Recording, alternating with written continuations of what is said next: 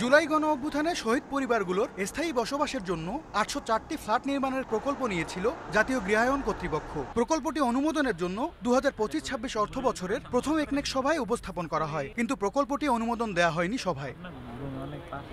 রোববার একনেক সভা শেষে সংবাদ সম্মেলনে পরিকল্পনা উপদেষ্টা জানান, ৩৬ জুলাই আবাসন প্রকল্পে প্রস্তাবিত বরাদ্দ নিয়ে সংশয় রয়েছে। পরিকল্পনা মাফিক প্রকল্প প্রস্তাবে ব্যয় পরিমাপ করতে একাধিক মন্ত্রণালয়কে সমন্বয়ের নির্দেশ দেওয়া হয়েছে। এখন গ্রহণ করিনি, তার কারণ আমরা এটার কাগজপত্রগুলো দেখে আমাদের মনে হয়েছে এটার যথাযথভাবে এটার খরচের মূল্যায়ন হওয়া উচিত টেন্ডারে যাওয়ার আগে।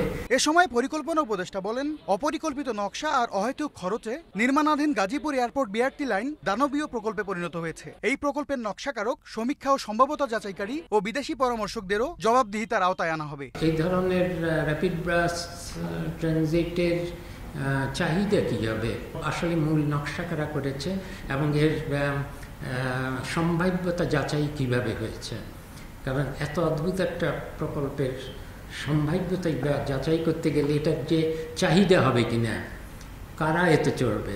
অন্তর্বর্তী সরকারের ১২তম একনেক সভায় ৮,১৪৯ কোটি টাকা ব্যয়ে ১২টি প্রকল্প অনুমোদন দেওয়া হয়েছে।